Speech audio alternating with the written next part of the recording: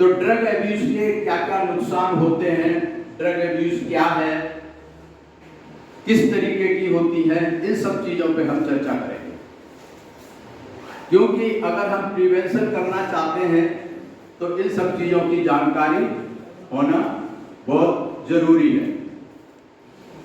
खास करके जो स्टूडेंट्स लाइफ है, आज कॉलेज के स्टूडेंट हैं आप लोग, और कॉलेज के स्टूडेंट भी मोर देन 18 ईयर्स है, टीनेज से बाहर निकल गए हैं, मतलब समझदार की कैटेगरी में आ गए हैं, है ना।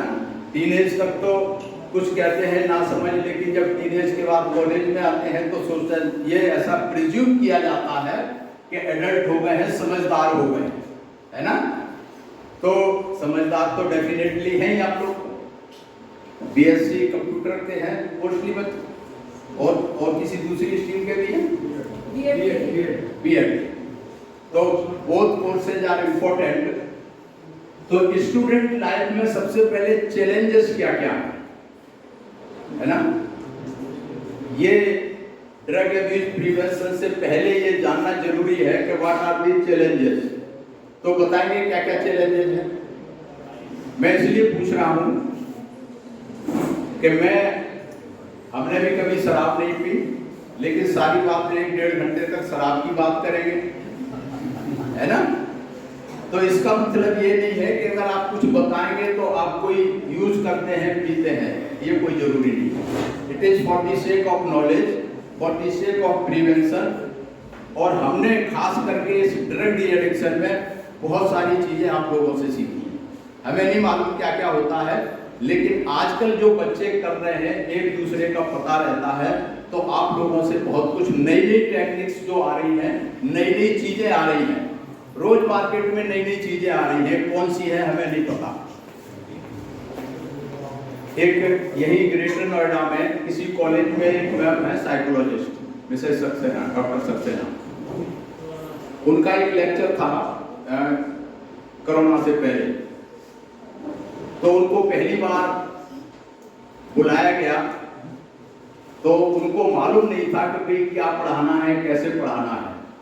तो उन्होंने बेटर समझा, अपने क्लास में से फीडबैक लिया, बोले बताएं कितने बच्चे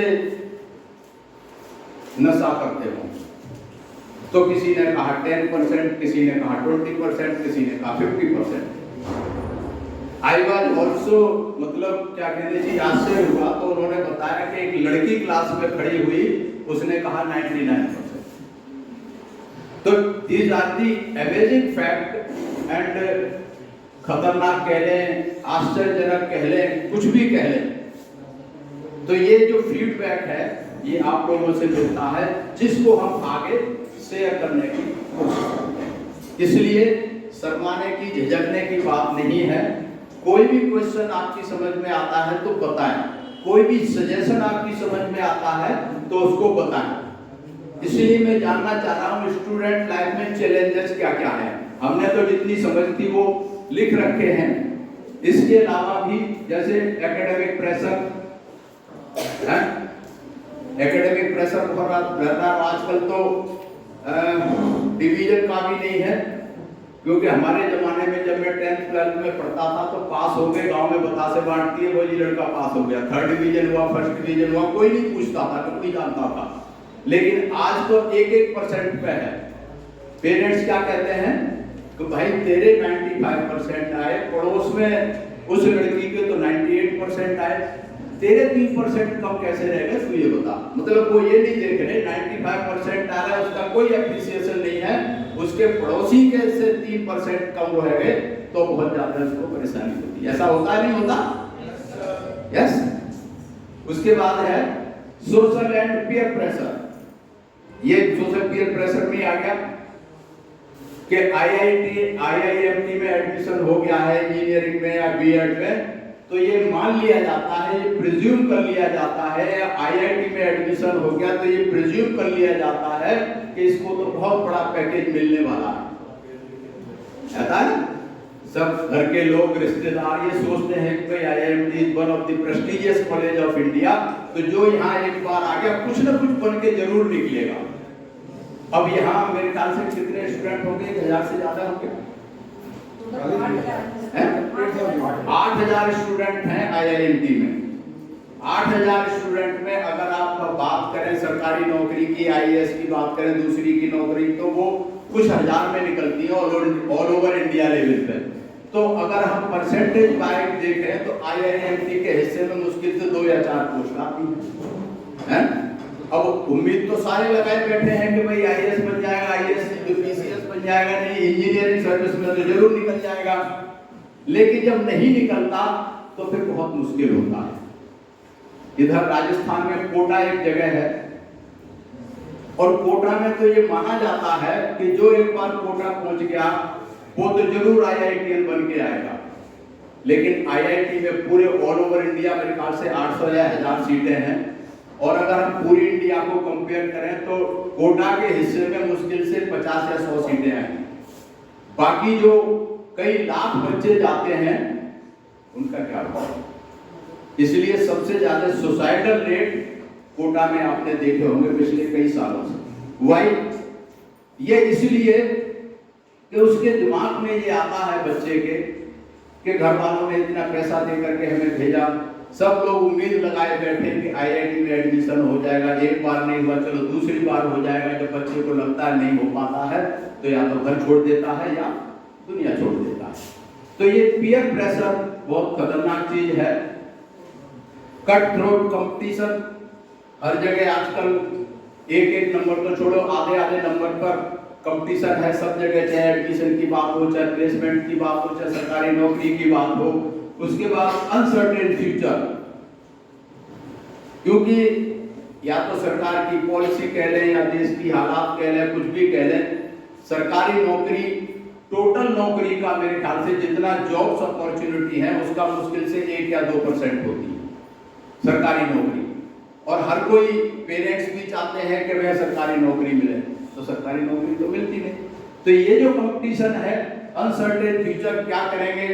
वो एक पिक्चर आई थी, क्या होगा कौन, 3 इडियट्स, वो गाना गाता था कि क्या होगा फ्यूचर, वो भूल गया मैं किस तरीके का, किसी को याद है क्या होगा फ्यूचर? वो गाता है ना, एक नहीं याद, चलिए हाँ, ऑलिज वेल तो भी आएगा, ठीक है ना। तो ये इन सब चीजों के कारण क्या होता है, कट थ्रोट कंपटीशन हो गया, social peer pressure, academic pressure और अनसर्टेन फ्यूचर। इससे क्या होता है? एंजाइटी, डिप्रेशन, क्या होगा पता नहीं क्या होता है ना।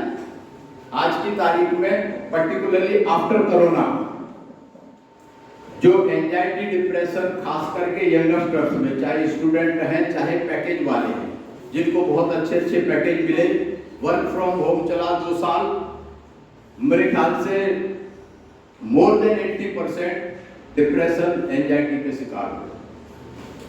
आपने देखा होगा, आपके रिश्तेदार जानकार कहीं फ्रेंड सर्कल में होंगे।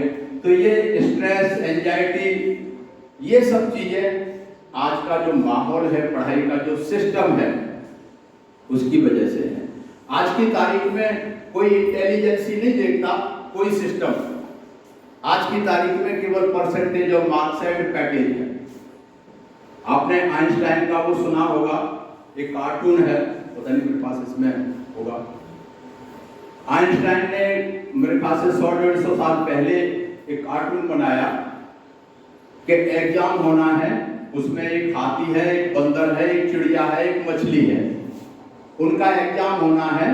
और एग्जाम का क्वेश्चन क्या रखा कि जो पेड़ पे चढ़ जाएगा वो पास हो जाएगा, ठीक है। अब हाथी कैसे चढ़ेगा, मछली कैसे चढ़ेगी पेड़ पर? तो हाथी मछली तो जिंदगी भर यही सोचते रहेंगे कि भाई ये तो गधे हैं, ये तो बेवकूफ है, but it is not like that.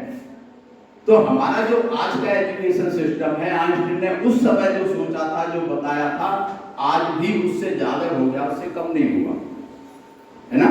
बच्चे की लाइकिंग कोई नहीं देखता, न घर वाले न कॉलेज के, कि भाई बच्चा क्या चाहता है, किसमें उसका इंटरेस्ट है, उसका इनबिल्ट स्किल क्या है, नोबडी वांट। बच्चे क्या करते हैं? जो पेरेंट्स चाहते हैं, है ना? कितने के साथ ऐसा है कि भाई पापा ने कहा है बीएससी कंप्यूटर साइंस करनी है, कितने लोग पापा के कहने से कर रहे हैं, मम्मी पापा के। शर्मा पर भाई, इसमें कोई शर्माने की बात नहीं है, ये रियल एक हार्ड फैक्ट है। सपोज मैं आईएएस बनना चाहता था, मैं खुद की बता रहा हूं, मैं डॉक्टर बनना चाह रहा था, लेकिन सीपीएम में फेल हो गया। एक बार दिया, दो बार दिया, तीन बार दिया, तीनों बार फेल हो गया। बाद में इंस्पेक्टर मिली, इंस्पेक्टर बन गया, चलो नौकरी करते रहे। हमने सोचा हमारी बेटी डॉक्टर बने, क्योंकि मैं डॉक्टर नहीं बन पाया तो अपना बेटा है बेटी को मेरा जो सपना था वो पूरा करे। लेकिन वो तो इंजीनियर बनना चाहता है, हम कह रहे नहीं डॉक्टर बन, होता है ना ऐसा? तो वो न डॉक्टर बन पाता है ना इंजीनियर बन पाता है। इसके लिए कौन जिम्मेदार है? पेरेंट्स, ठीक है ना?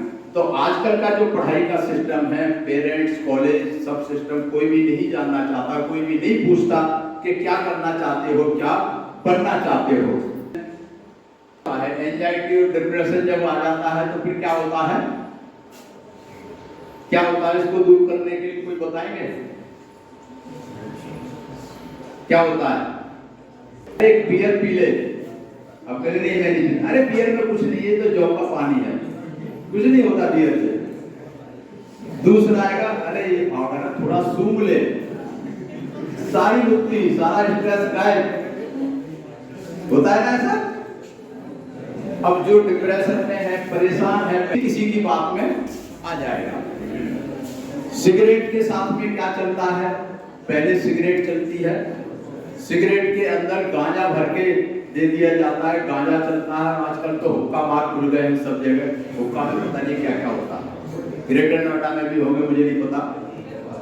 तो ये एंजाइटी डिप्रेशन से दूर होने के लिए, बचने के लिए, जो ऑलरेडी उनको एडिक्ट कह लें या जो कर रहे हैं उनके चक्कर में आ जाते हैं, और एक बार मतलब दारू से तो चलो हो सकता है, लेकिन जो स्मैक होती है, जिसको हेरोइन या स्मैक बोलते हैं, अगर एक बार किसी ने चख लिया तो फिर वो पीछा नहीं छुड़ा सकता, सिर्फ एक बार। इसलिए ये बहुत डेंजरस है कि एक बार लेना या एक बार पीना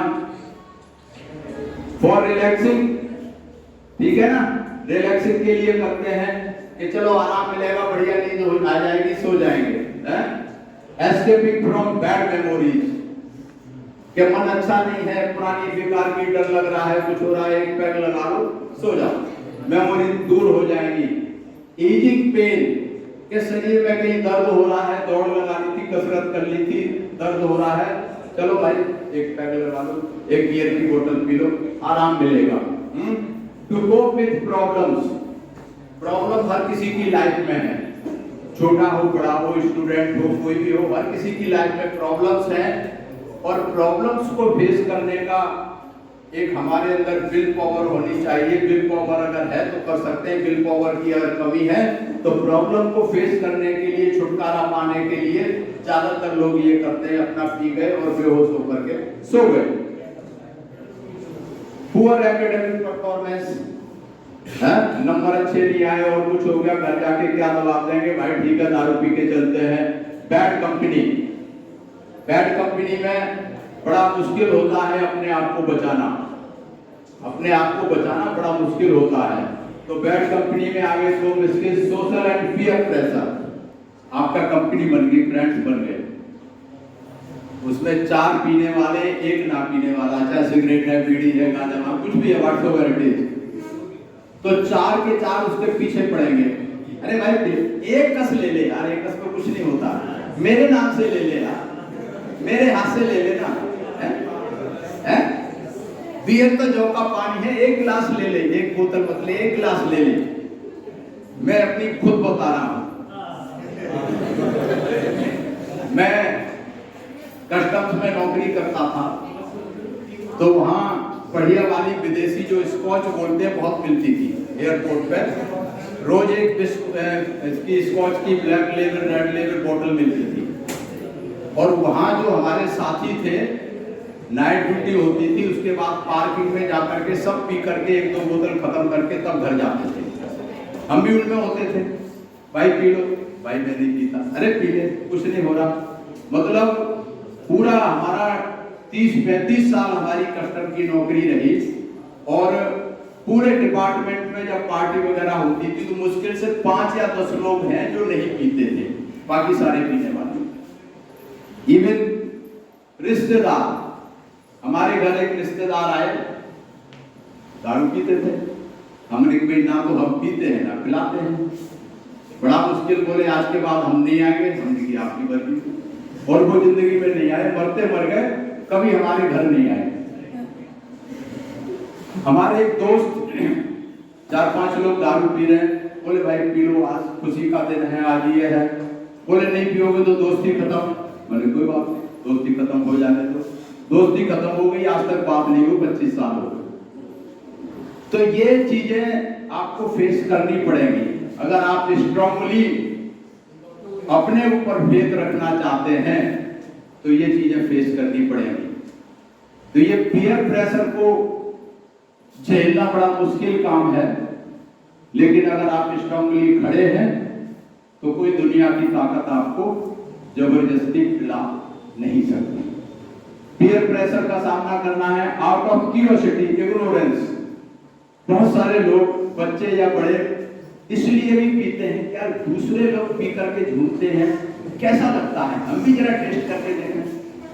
है किया है किसी ने ऐसा कि भाई हम भी देखते हैं टेस्ट करके दूसरे लोग क्यों पीते हैं, क्यूरियोसिटी। और सबसे लास्ट है टू हैव फन। कुछ भी नहीं है, सब कुछ ठीक है, चलो बहुत मस्ती करते हैं। क्या होता है, हम भी मजे लेके देखते हैं, है ना, आया ना। तो भाई हम भी आप लोगों से सीख लेंगे थोड़ा बहुत, है? इसके अलावा बताइए कोई रीजन रह जाता है तो हम भी इसमें ऐड कर लेंगे, क्योंकि हम इसमें ऐड करते रहते हैं जो हमें नहीं पता। एनीबॉडी, कुछ भी और कोई रीजन है बताएं। पता सबको है, आप बताएं ना बताएं आपकी मर्जी है, क्योंकि हम कुछ सीख लेंगे आप लोगों से तो मेरा भी कुछ भला हो जाएगा, है ना। हम भी कुछ कोई सवाल पूछ लिया बच्चे ने, हमें नहीं मालूम, तो कम से कम सवाल का जवाब हमें आप लोगों से मिल सकता है। Yes please. ज्यादा लाड़ प्यार करना नहीं, ज्यादा लाड़ प्यार करना बेकार, मतलब लाड़ प्यार के खिला देते हैं, बिगड़ जाते हैं। जो बच्चे बिगड़ते हुए जो परिवार से ज्यादा लाड़ प्यार में रहते हैं ना, वो ज्यादा हो बिगड़ जाते। देखो बहुत बढ़िया, एक बार सब लोग तालियां बजाएं।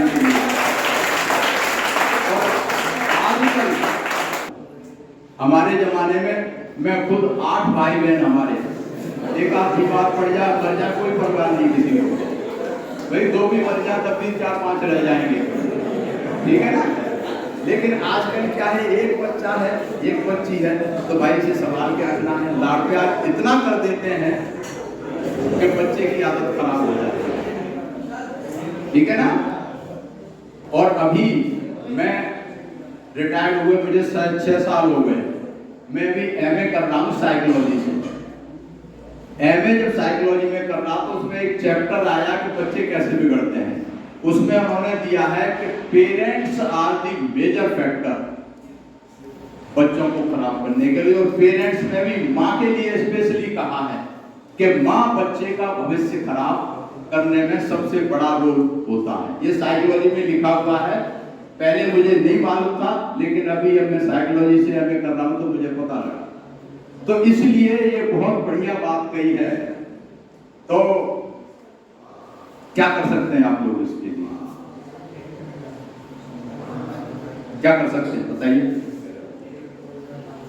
जब आप भी पेरेंट्स बनेंगे कभी 5 साल बाद 10 साल बाद, तो इस चीज को, एक ही बात को याद रखें कि लाड़ प्यार बच्चे को उतना दें जितना जरूरी है, जरूरत से ज्यादा लाड़ प्यार देने का कोई फायदा नहीं है। तो ये बहुत सारे रीजन हैं। इसके अलावा भी एक और अहम रीजन है, collapse of STP bridge, student teacher parent bridge. पहले बहुत अच्छा माहौल रहता था, बच्चे टीचर का रेस्पेक्ट करते थे, पांव छूते थे, उनकी बात को मानते थे। है ना। आजकल पीटीएम होती होंगी, अब तो यहाँ पर नहीं होती शायद, स्कूल में पीटीएम होती है। तो पीटीएम में क्या होता है आजकल देखा, क्या होता है, ब्लेम गेम। पेरेंट्स टीचर से जाके लड़ते हैं, तुम बच्चे को क्या पढ़ा रहे हो, बच्चा ऐसे हो गया। टीचर क्या कहते हैं कि भाई मेरे पास तो बच्चा 5-6 घंटे आता है, बाकी तो आपके पास ही रहता है। तो ये ब्लेम गेम चलता है। इससे क्या होता है, इससे बच्चे को बल मिलता है, स्टूडेंट को बल मिलता है अगेंस्ट द टीचर्स, है ना। तो टीचर्स का रेस्पेक्ट कम होता है और इसके लिए भी पेरेंट्स जिम्मेदार हैं। तो जो एसटीपी ब्रिज है, it is at the verge of collapse, बिल्कुल टूट रहा है। बच्चे ना तो टीचर का रेस्पेक्ट करते हैं और थोड़े दिन के बाद पता लगता है कि मैं डॉक्टर बनना चाह रहा था, मुझे इंजीनियर बनाया जा रहा है, तो पेरेंट्स से भी दूरी हो जाती है। तो आपस में किसी का कोई तालमेल नहीं बना है, ये बहुत बड़ा कारण है रीजंस के, ड्रग अब्यूज के। Preference of artificial word and artificial intelligence instead of natural word. Artificial intelligence में क्या क्या चीजें आती हैं, एनीबॉडी? मशीन तो है, लेकिन इट इज आर्टिफिशियल इंटेलिजेंस। आप स्पेलिंग डालेंगे, कुछ लिखना चाह रहे हैं उसमें पहले से लिख के आ जाएगी, आप सेलेक्ट कर लो। मोबाइल में आप कुछ लिख रहे हैं, स्पेलिंग आ जाएगी, सेलेक्ट कर लो। इससे क्या होता है, स्पेलिंग भूल गए, मैं भी भूल गया। कई बार रीड की स्पेलिंग भी भूल जाते हैं, रीड RED है, READ है, अरे उसको देख लो। तो ये आर्टिफिशियल इंटेलिजेंस जब से आ रही है तो हमारी जो नेचुरल इंटेलिजेंस है वो खत्म होती जा रही है। मुझे याद है, और आप लोग पुराने हैं, जो पहले मोबाइल वो मोबाइल नहीं थे, उससे पहले 100 नंबर दिमाग में फीड रहते थे, डायल किया और हो गया।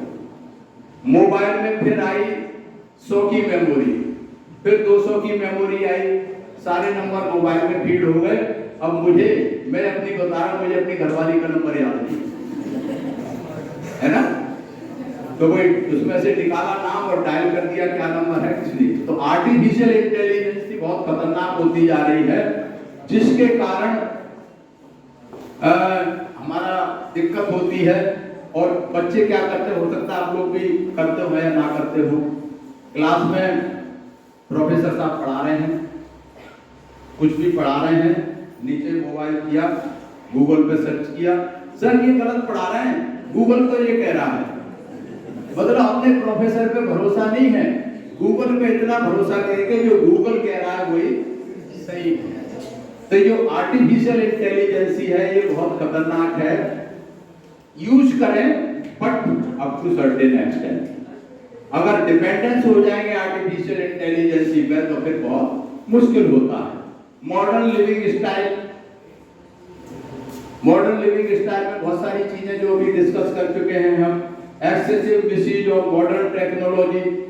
अब जैसे फॉर एग्जांपल मैं बहुत सारे प्रैक्टिकल खुद करता हूं अपने ऊपर। मैं माइंड पावर पे भी काम करता हूं, आपकी मेमोरी टेक्निक्स पे काम करता हूं।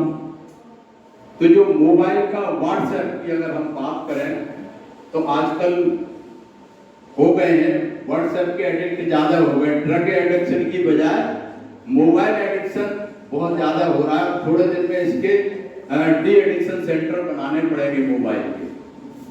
तो मैंने प्रैक्टिकल किया व्हाट्सएप देखने का, ज्यादा टाइम उसमें जाना। मैंने सोचा चलो दिन में नहीं देखेंगे, शाम को सोते टाइम थोड़ी देर देख लेंगे। सब काम करके बेड पे बैठ गए और शुरू हो गए। उसके बाद पता ही नहीं चला कब 12 बज गए, कब 1 बज गया, सिर्फ घूमने लगा। मैंने सोचा ये बेकार है। फिर मैंने सोचा, आप लोग हो सकता है हंसी आए, मैंने सोचा जब टॉयलेट जाएंगे तब थोड़ी देर यूज कर लेंगे।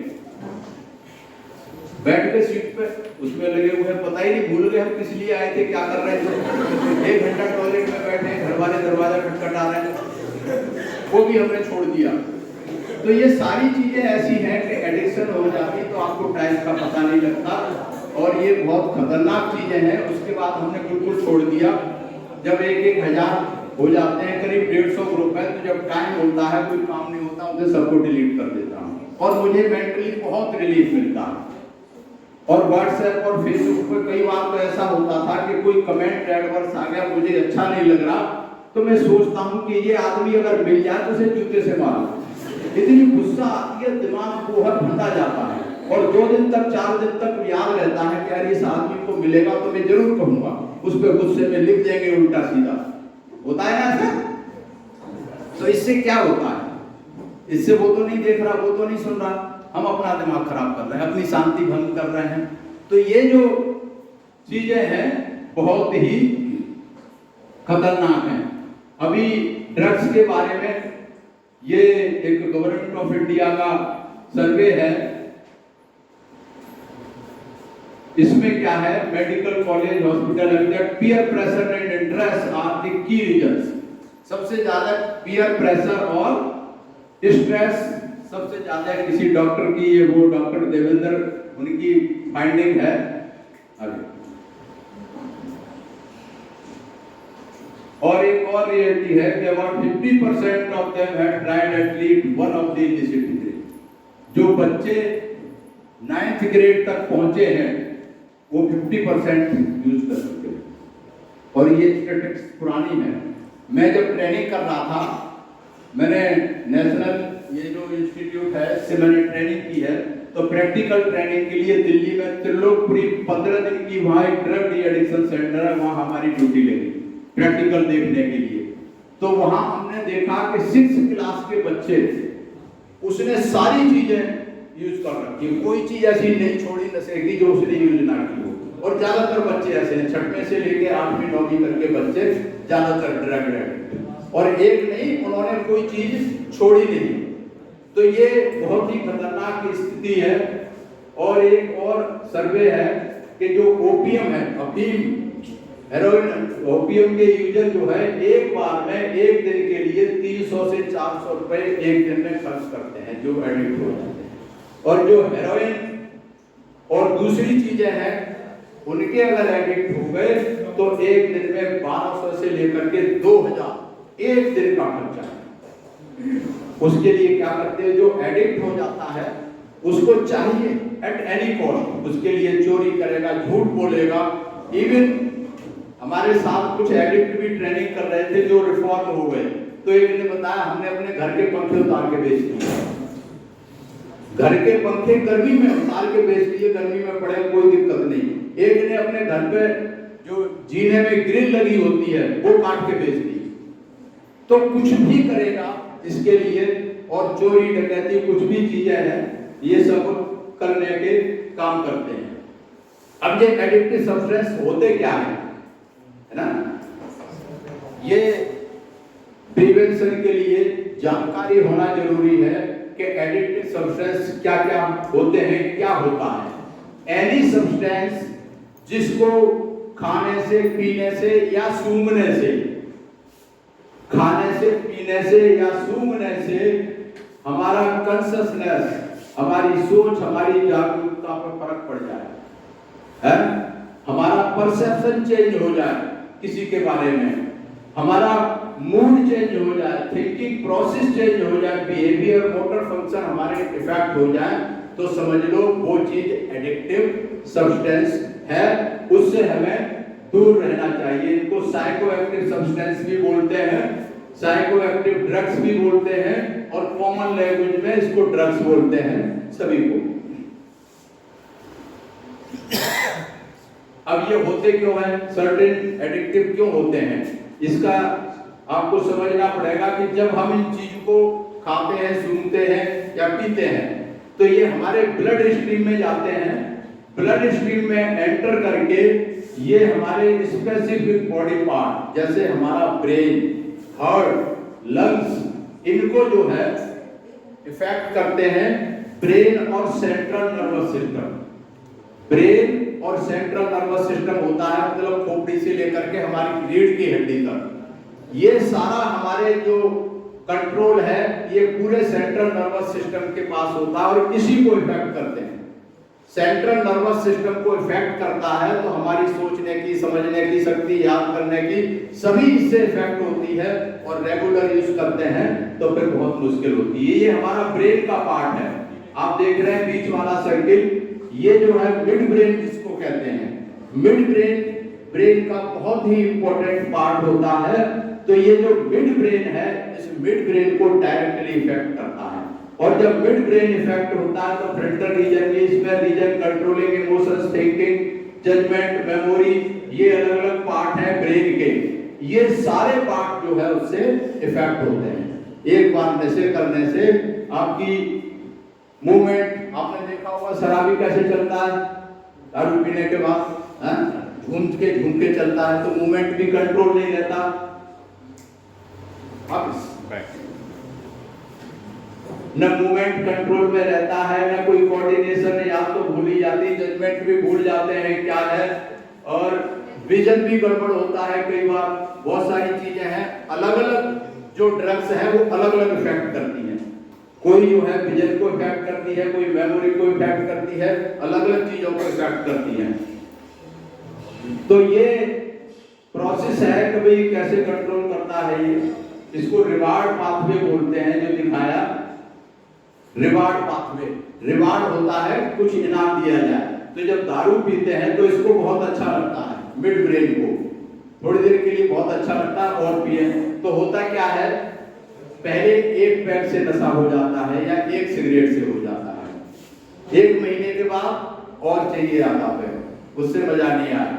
हाई जो हाई होती है ना, वो बढ़ती जाती है और एक बोतल तक वो पहुंच जाती है, वो इसको इफेक्ट करते हैं, ये एडिक्ट हो जाता है। ये टाइप ऑफ ड्रग्स कितनी तरह की होती है ये देखिए, अल्कोहल, दारू सबको पता है, ओपियोइड्स, कैनाबिस होते हैं जो गांजा भांग वगैरह है, स्टिमुलेंट्स होते हैं जो स्टिमुलेट करते हैं बॉडी को, सेडेटिव जिससे नींद आ जाए खाने से पीने से, हेलुसिनेशन होते हैं, क्या पता है हेलुसिनेशन, बॉडी की थिंकिंग बदल जाए, खिड़की का दरवाजा नजर आ रहा है, रस्सी पड़ी है, रस्सी का सांप नजर आएगा, खिड़की नजर आ रही, खिड़की से कूद जाएगा, वो सोचेगा दरवाजा है, खिड़की से कूद जाएगा, नीचे गिर के मर जाएगा। तो ये हेलुसिनेशंस वाले हैं। टोबैको है, वोलेटाइल सॉल्वेंट्स हैं, वोलेटाइल सॉल्वेंट्स में बहुत सारे, कोई एक नाम बताएंगे वोलेटाइल सब्सटेंस जो यूज करते हैं, एनीबॉडी? अभी हमारी परसों निठारी में वर्कशॉप थी गांव में, मैडम करी है, बैठी हैं, तो जब पहला चैप्टर आया क्यों पीते हैं, तो एक मेरे ख्याल से 6-7 साल का बच्चा आगे बैठा था, बोले मजा करने के लिए। मतलब तुरंत जैसे मैंने पूछा क्यों पीते, मजा करने के लिए। जब वोलेटाइल सब्सटेंस की बात आई तो क्या होते हैं, स्टूडेंट्स भी थे बहुत सारे, थिनर नहीं, ये करेक्टिंग फ्लूइड, व्हाइट फ्लूइड होता है जो करेक्शन के लिए काम आता है, व्हाइटनर, इसको यूज करते हैं। और वहां ज्यादातर बच्चों को, मतलब 90% बच्चों को, लड़कियों को, लड़कों को, जो स्टूडेंट थे उनको पता है कि व्हाइटनर नशे के लिए यूज किया जाता है, कपड़े पे लगा के उसे सूंघते हैं। तो ये बहुत सारी चीजें हैं जो अभी बताएंगे। टोबैको में क्या होता है, निकोटीन होती है जो हमारे शरीर को लिए नुकसानदायक है, अल्कोहल में एथेनॉल होती है, ओपियोइड में मॉर्फिन होती है, हेरोइन, ब्राउन शुगर, कोडीन, ये सब है। कैनाबिस में जो है ये 9-ATCH होता है जिसमें गांजा, भांग, चरस, हशीश आते हैं। सेडेटिव में है क्लोरोफॉर्म, बार्बिट्रेट, स्लीपिंग पिल्स, ये जिनको खाने से नींद आ जाती है, बेहोश हो जाते हैं। Stimulants, cocaine, ecstasy, caffeine, stimulants जिनको खाने से बड़ी ताकत आती है, फुर्ती आती है एकदम थोड़ी देर के लिए, है उसके लिए खाते हैं। Hallucinations, LSD, magic mushroom, hallucinations जो वो अभी मैंने बताया था। वोलेटाइल सॉल्वेंट्स में है thinner, spirit, whitener, Iodex, petroleum product और rave party drug. Rave party drug का नाम सुना है कभी? रेप पार्टी का, ये रेप पार्टी हुई, एक बार में होता है कि रेप पार्टी पकड़ी गई। रेप पार्टी में स्पेसिफिक ड्रग्स होते हैं और खास करके लड़कियों को ये जानना बहुत जरूरी है। ये रेप पार्टी ड्रग है, इसके ब्रैकेट में लिखा हुआ है रेप ड्रग, है ना? क्यों? वाई? ये रेप पार्टी ड्रग किसी को पिला दी जाए तो 2 घंटे 4 घंटे उसकी मेमोरी बिल्कुल पास आउट हो जाएगी कि 4 घंटे क्या हुआ, होश में आने के बाद भी कुछ पता नहीं रहेगा। ठीक है ना? It is so dangerous particularly for लड़कियों के लिए कि रेव पार्टी में उनके दोस्तों ने किसी ने उसे पिला दी और 4 घंटे उसके साथ कुछ भी होता रहेगा, उसको कुछ पता नहीं लगेगा। ठीक है ना? तो ये be cautious of this rave party drug, ये बहुत खतरनाक है। खतरनाक तो सारे ही हैं, लेकिन ये सबसे ज्यादा खतरनाक है। ये मेमोरी आपको 5 घंटे 6 घंटे, डिपेंड ऑन द डोज, कितनी डोज दी है उसके हिसाब से मेमोरी बिल्कुल आपकी पास आउट हो जाएगी। पिछले 4 घंटे 6 घंटे क्या हुआ वो कभी कॉन्शियसनेस में नहीं आई। तो कोई एविडेंस नहीं, कोई कुछ नहीं, तो ये बड़ी डेंजरस है। अब ये है एडिक्ट कैसे बनते हैं, प्रॉब्लम कहां से शुरू होती है, ये जानना भी बहुत जरूरी होता है। जो हमारे एडिक्टिव सब्सटेंस है उनका यूज बता सकते हैं क्या है? एल्कोहल या एडिक्टिव सब्सटेंस दवाइयों में काम आते हैं ना? एक आप कोई दवाई बताएंगे? हाँ बिल्कुल ठीक बात, एक बार तालियां बजाएं इनके लिए। कोरेक्स क्या होता है? ये खांसी का सिरप है। खांसी की जितनी भी दवाइयां हैं, सिरप हैं, ये सभी जो है यूज के लिए है कि आप 1 चम्मच दिन में 3 बार 1-1 चम्मच लेंगे, आपके यूज के लिए है। उसको अगर आपने 1 बोतल एक बार में पी ली, ये मिसयूज हो गया, उससे नशा हो जाता है। इस पर कोई रेस्ट्रिक्शन नहीं है, कोई कुछ नहीं है। घर वालों को भी पता नहीं लगेगा कि खांसी हो रही है, रात में पूरी बोतल पी ली, सो गया। ये मिसयूज हो गया। जब मिसयूज हो गया उसके बाद फिर आदत पड़ जाएगी, रोज 1 बोतल लाएंगे कोरेक्स की, पी जाएंगे, ये हो गया एब्यूज। एब्यूज से और ज्यादा बढ़ता है, एक से काम नहीं चलेगा, फिर 2 शीशियां लाने लगेंगे, फिर कुछ और शुरू हो जाएगा, हार्मफुल हो गया और ये डिपेंडेंस हो गया। बिना उसको पिए नींद नहीं आएगी, रह नहीं सकते, ये डिपेंडेंस हो गया और फिर एडिक्शन हो गया कि वो आपको चाहिए ही चाहिए। शुरू कैसे होती है? ये शुरू कैसे होती है? Depends on availability. अवेलेबिलिटी आपकी क्या है, पीयर प्रेशर क्या है, सोशियो कल्चर नॉर्म्स क्या है, साइकोलॉजिकल फैक्टर क्या है, ये भी जो पीछे डिस्कस किए, ये सब वहां से कहीं न कहीं ये कैरियर है, वहां से शुरू होती है ये। और कैसे शुरू होती है? एक्सपेरिमेंटेशन। सबसे पहले एक्सपेरिमेंट के लिए सोचते हैं कि मैं तो एक्सपेरिमेंट करने के लिए पी रहा हूं, मैं कोई रोज थोड़ी ना पीऊंगा, है ना? किसी के कहने से कि भाई एक बार चक्के तो देख ले, टेस्ट तो कर ले, एक्सपेरिमेंट के लिए पी रहा हूं। एक्सपेरिमेंट के बाद नेक्स्ट स्टेज आती है ओकेजनल, कभी कभी क्यों होता है? एक बार हमने एक्सपेरिमेंट के लिए यूज कर लिया, फिर जो 4 दोस्त हैं अगली, अरे चलो उस दिन भी तो पी ली थी, आज और थोड़ी सी ले ले, चलो उस दिन भी हो गई, वो हो गई ओकेजनल, कभी हो गई। डिपेंड करता है आपके इनिशियल एक्सपीरियंस, आपको कैसा लगा था। बढ़िया लगा था तो आप किसी के कहने से ले लेंगे, अगर अच्छा नहीं लगा था तो नहीं लेंगे, और आपके प्रेशर पे डिपेंड करता है। उसके बाद क्या है? Regular use. ओकेजनल यूज से रेगुलर यूज पे पहुंच गए, रेगुलर के यूज के बाद डिपेंडेंस शुरू हो गई, एडिक्शन शुरू हो गया। और एक बार जब एडिक्शन शुरू हो गया तो सॉफ्टवेयर से हार्ड ड्रिंक पे पहुंच जाते हैं, दारू से हेरोइन और हशीश तक पहुंच जाते हैं,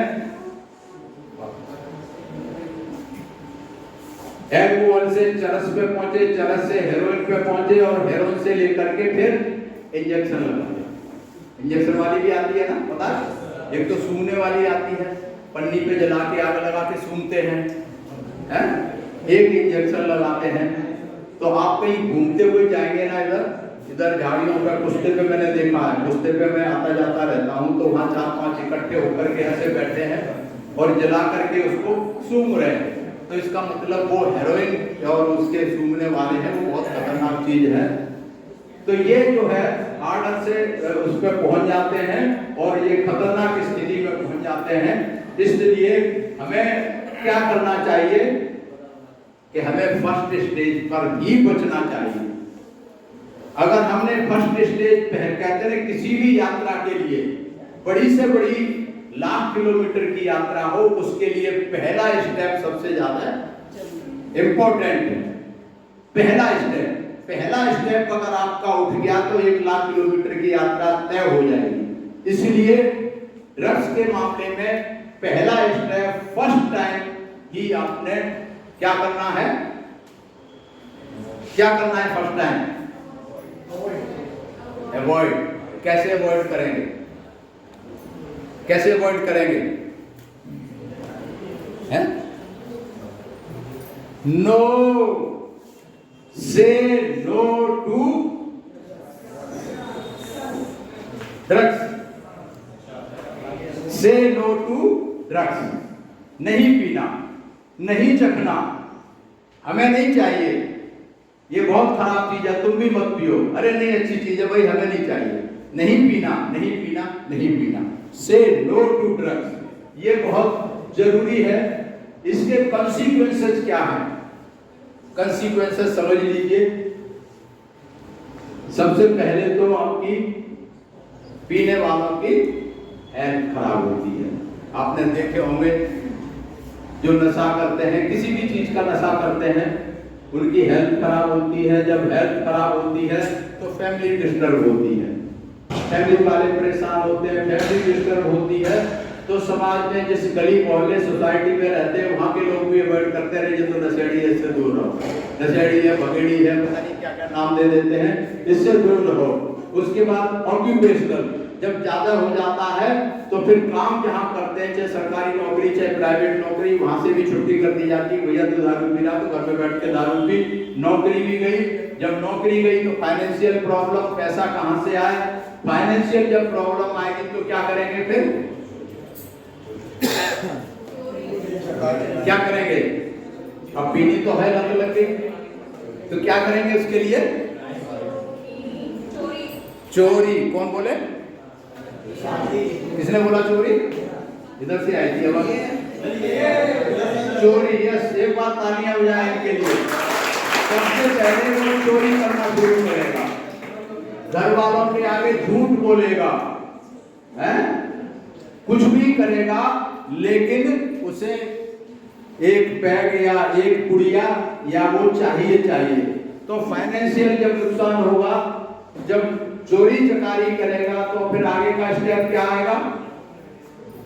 चोरी के बाद फिर क्या होगा?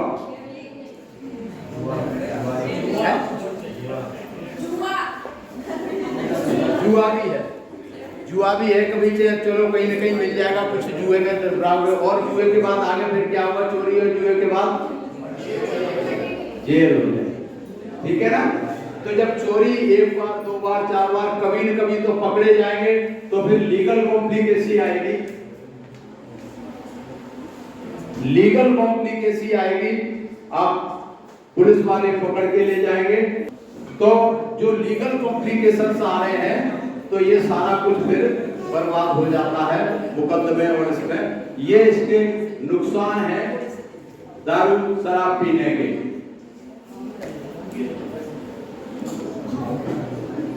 नेगेटिव कंसीक्वेंसेस क्या होते हैं, हमारे बॉडी पे क्या इफेक्ट पड़ते हैं? ये तो आपने सोशल और वो सारी चीजें हो गई। इसके अलावा और क्या होता है कि सस्पिशन, संदेह पैसा होता है, हेलुसिनेशन होता है, वायलेंट बिहेवियर हो जाता है। जो पीने वाले को कोई रोकने की कोशिश करता है तो घर वाला, चाहे बेटी है, चाहे माँ है, चाहे बाप है, उससे झगड़ा करना शुरू करते हैं। कॉन्फ्लिक्ट विद टीचर से भी परेशानी होती है। अगर वो मना करते हैं तो उनकी भी बात को नहीं मानते, पेरेंट्स की भी बात को नहीं मानते, उनसे भी झगड़ा होता है। स्कूल से उनको सस्पेंड कर दिया जाता है, निकाल दिया जाता है।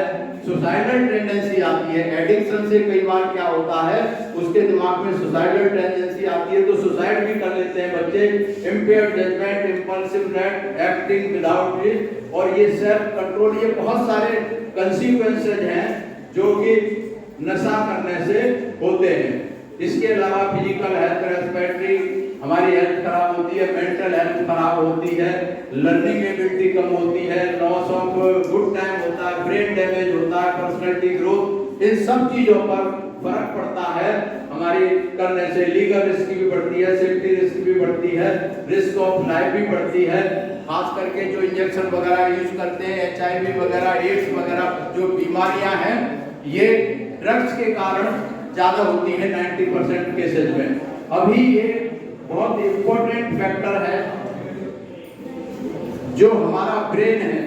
ये जो आप देख रहे हैं, these are the stages of brain development. ये ब्रेन डेवलपमेंट है 5 साल से लेकर के 20 साल तक। 20 साल की एज तक ब्रेन हमारा कंप्लीटली डेवलप हो पाता है। अगर इस पीरियड में कोई बच्चा ड्रग्स का यूज करता है तो उसका जो डेवलपमेंट है, ये थोड़ा सा ब्लर हो रहा है, नहीं इसमें कलरफुल है ये, तो ये जो आगे का पोर्शन है ये आप देख रहे हैं, ये बहुत इंपॉर्टेंट पोर्शन है। इसको डेवलप होने में पूरे 20 साल लगते हैं। और ये थिंकिंग एबिलिटी सबसे इंपॉर्टेंट पोर्शन है, जिसको फ्रंट लोब बोलते हैं। इसको डेवलप होने में 20 साल लगते हैं। और अगर कोई बीच में नशा करने लगता है तो ये ब्रेन सेल्स जो है परमानेंटली डैमेज हो जाते हैं। जो ब्रेन सेल्स हैं परमानेंटली डैमेज हो जाते हैं, उसका कोई क्योर नहीं है, बाद में कोई उपचार नहीं है, किसी दवाई से कहीं भी वो ठीक नहीं हो सकते। अब आप ये फोटो देख रहे हैं, नेगेटिव कॉन्सिक्वेंसेस क्या है। ये इंजेक्शन लगा रही है, देखो इंजेक्शन लगा के शरीर का होश नहीं है, बाल बिगड़े हुए, ये पी करके ये पड़े हुए हैं। घर वाले कोई देख रहे हैं, इंतजार कर रहे हैं कब होश में आएगा। ये देखिए पी करके सब आपको ऐसे मिल जाएंगे कहीं न कहीं जब आप निकलेंगे। अभी मैम बता रही थी, डायरेक्टर मैम जब जाती हैं मैडम तो रास्ते में देखा होगा आपने भी, लड़कियां सिगरेट पी रही होती। मैंने भी देखा है, मैं भी इधर से निकलता रहता हूँ। तो ये जो है, ये बहुत सारे आप फोटो देख रहे हैं, ये हमारे शरीर की हालत होती है, हमारे मन की हालत होती है। ये गोलियां खा करके बेहोश पड़े हैं, कोई कुछ नहीं करता रहे, कहीं कुछ पता नहीं लगता, ये बेहोश पड़े, घर वाले बोल रहे हैं। अब ये कुछ मिथ्स हैं, कुछ भ्रांतियां हैं, कुछ फैक्ट्स हैं। मैं जानना चाहेंगे आप लोग? अच्छा टाइम का बताएं, बोर तो नहीं हो रहे आप लोग? अभी मात्र 38 मिनट हुए हैं। नेक्स्ट क्लास है ना, बस अभी फाइंड आउट करते हैं थोड़ी देर में। तो ये सिम्टम्स ये इंपॉर्टेंट है। देखिए सुनिए, बहुत ज्यादा टाइम नहीं लेंगे। ये इंपॉर्टेंट है कि आपके घर में, मतलब आप लोग तो सारे शरीफ हैं, मुझे पता है, IIMT का नाम है, कोई बच्चा कुछ नहीं करता है ऐसी चीजें। We are proud of you IIMT के बच्चों के लिए। लेकिन आपके मोहल्ले पड़ोस में, घर में, रिश्तेदारी में कोई अगर यूज करता है तो कैसे पता लगेगा? अगर कोई दारू यूज करता है, बियर यूज करता है तो स्मेल आ जाती है, पता लगता है। लेकिन आजकल बहुत सारी चीजें ऐसी आ गई हैं जिनमें कोई स्मेल नहीं आती, तो कैसे पता करेंगे? ये जानना बहुत जरूरी है। तो अगर इसमें फिजिकल अपीयरेंस में कोई चेंज नजर आए, फिजिकल अपीयरेंस में उसकी थिंकिंग में कोई चेंज नजर आए, वो वजन बढ़ जाए या वजन घट जाए, तो इसका मतलब कुछ गलत करता है। Change in eating and sleeping pattern, कि उसके खाने और सोने की आदतें बदल जाए, कि सुबह नाश्ता जो है लंच के टाइम कर रहा है, लंच जो है डिनर के टाइम कर रहा है, सोने की न कोई जागने का टाइम है। अगर ऐसा है तो आप समझ लीजिए वो कहीं न कहीं ड्रग्स यूज कर रहा है। Change in behaviour and personality, उनके बिहेवियर में चेंज आ जाए, अजीब तरीके से सोचने लगे, पर्सनैलिटी में चेंज आ जाए। और चेंज इन स्कूल और जॉब परफॉर्मेंस, के स्कूल में उसके मार्क्स कम हो जाए, ग्रेड कम हो जाए, या नौकरी में उसको दिक्कत आने लगे, परफॉर्मेंस में तो दिक्कत होती है। Change in friends and interest, कि यार दोस्तों से मतलब खत्म हो जाए, इंटरेस्ट खत्म, अपने अकेले अंधेरे में बैठे, कोने में बैठे। ऐसा कोई अगर घर में बच्चा है, बड़ा है, तो समझ लीजिए कुछ न कुछ उसके साथ गलत हो रहा है। Change in friends and red flag behaviour, ये बहुत सारी चीजें हैं कि जिनसे आपको पता लगा सकते हैं कि ये क्या कहते हैं। Role of parents and teachers, इसमें सबसे ज्यादा अहम रोल जो है पेरेंट्स का है, नंबर 1। नंबर 2 टीचर्स का। पेरेंट्स का और टीचर्स का सबसे अहम रोल है। पेरेंट्स को ध्यान रखना चाहिए कि बच्चा क्या कर रहा है और क्यों होता है, क्योंकि आजकल किसी के पास बच्चों के लिए टाइम नहीं है। पेरेंट्स, माँ अपना मोबाइल पे लिए अलग बैठी है, पिताजी अपने मोबाइल पे अलग लिए बैठे, बच्चे को पूछने का टाइम नहीं है, भैया क्या दिक्कत है क्या नहीं है, कुछ नहीं पता। ये जो सारी चीजें हैं ये पेरेंट्स कहीं और ना तो टीचर्स भी कर पाते हैं, उनको अपना कोर्स पूरा करना है, इतने सारे बच्चे हैं कहाँ तक ध्यान देंगे। टीचर्स का तो कम है लेकिन पेरेंट्स का सबसे ज्यादा रोल रहता है। सॉल्यूशंस क्या है, क्या सोचना चाहिए? सबसे बहुत बड़ा एक वो है, health is the greatest gift, containment and great wealth. ये कहावत है हिंदी में कि पहला सुख जिसकी निर्मल काया, है ना, जिसका फिजिकली जो फिट है ये दुनिया का सबसे बड़ा सुख है, इससे बड़ा कोई सुख नहीं है। फॉर एग्जाम्पल, मेरा मन कर रहा है गुलाब जामुन खाने का, लेकिन मुझे शुगर है, साहब गुलाब जामुन नहीं खा सकता। आइसक्रीम खाने का मन कर रहा है लेकिन गला खराब हो जाता, आइसक्रीम नहीं खा सकते। छोले खाने का, पूरी खाने का मन कर रहा है लेकिन एसिडिटी की प्रॉब्लम है, सब छोले पूरी नहीं खा सकते। तो ये तमाम तरह के सुख हैं, सब बेकार हैं। तो पहला सुख है और इसकी जिम्मेवारी किसकी है? ये बसों पे और उसमें देखा होगा ट्रेन में कि यात्री अपने सामान की स्वयं रक्षा करें, लिखा होता है ना। तो सामान हम सोचते हैं कि हमारा बैग और अटैची सूटकेस हमारा सामान है, ये भी हमारा सामान है। ये सबसे कीमती सामान है हमारा शरीर और इसकी रक्षा करना हमारी जिम्मेदारी है। इसको स्वस्थ रखना, फिट रखना हमारी जिम्मेदारी है। इसके लिए कोई और जिम्मेदार नहीं है। अगर हमारा शरीर खराब होता है, हेल्थ खराब आती है तो फिर हमारा सब कुछ खराब हो जाता है। इसलिए हमें क्या करना है? Say no to drugs. Say no to drugs. Say no to drugs. कैसे पकड़े जाते हैं, कहां कहां छुपाया जाता है, इसको जानना बहुत जरूरी है। ये पनिशमेंट बहुत खतरनाक है और जो स्मॉल क्वांटिटी और क्वांटिटी 1.5 ग्राम भी अगर हेरोइन किसी के पास पकड़ी गई तो वो पनिशेबल है। जेब में रखने वाला, घर में रखने वाला, सबके लिए पनिशमेंट है, वो बहुत लंबा है। और ये देखिए, ये आप देख रहे हैं ना, ये स्मगलिंग करने के तरीके क्या है? ये टेडी बियर देख रहे हैं, इसके अंदर भरा हुआ है। ये जो जार है इसके अंदर ये छुपा करके भर दिया है। ये कैसरोल है, कैसरोल के अंदर भर दिया है। ये मेरे खुद के बनाए हुए केस हैं। जब मैं सुपरिटेंडेंट था फॉरेन पोस्ट ऑफिस में, तो ये सारे मेरे खुद के डिटेक्टिव किए हुए बनाए केसेज हैं। ये आपके एयर फिल्टर में हेरोइन भरी हुई है, हशीश भरा हुआ है। ये आपके जो होते हैं जो पॉट्स होते हैं, फ्लावर पॉट्स, उसमें भरे हुए हैं। ये फ्लावर पॉट्स में भरे हुए हैं। ये लेडीज पर्स के अंदर भरे हुए हैं, लेडीज पर्स होते हैं जो, उसके अंदर भी ये हशीश और हेरोइन भरे हुए थे। ये सूटकेस की इसमें कैविटी में बना के भरे हुए हैं। ये लेडीज पर्स में ही है, तरह तरह के ये भरे हुए हैं ये सब। ये देखिए, ये किताब है बढ़िया सी, उसकी धार्मिक किताब है, उसके अंदर भरे हुए हैं। ये जो लेस होती है ना लेडीज के, उसके कुर्ते की लेस के अंदर स्ट्रिप लगा करके भरी हुई है। ये जो लेस के बंडल होते हैं उसके अंदर भरी हुई है हेरोइन। ये देखिए, केटामिन अलग चीज होती है, ये भी होती है इसमें। ये देखिए, ये जो है हैंगिंग ऊपर दीवार में लटकाने वाले होते हैं, उसके अंदर भरे हुई है। हैंगिंग के अंदर ये भरी हुई है। ये भी लेडीज पर्स में तरह तरह से भरी हुई होती है, अलग अलग तरीके से। लेडीज पर्स में सबसे ज्यादा भरी हुई होती है।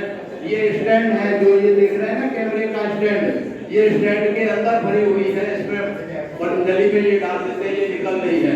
ये देखिए, ये निकल रही है। ये हेरोइन का पाउच भर के डाल देते हैं। ये कॉटन की बेल्ट में भरी हुई है। ये देखिए, बेल्ट में भरी हुई है हेरोइन। ये जो गार्ड्स होते हैं, सिम गार्ड फुटबॉल, उसमें भरी हुई है। जो घुटने के होते हैं उसमें भरी हुई है। कहने का मतलब है कि ये बहुत सारे तरीके हैं। इसलिए क्या करना चाहिए अगर आप कहीं यात्रा पे जा रहे हैं?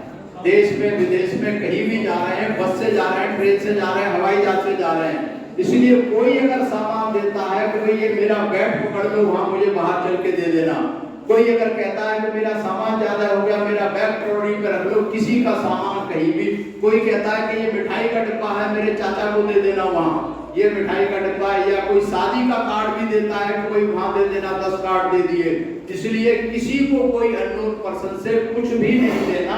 ये आपने देख लिए किस किस तरीके से छुपाए जा सकते हैं, ये बहुत इंपॉर्टेंट है। और अब मैं आप सभी का धन्यवाद करता हूं, थैंक यू वेरी मच।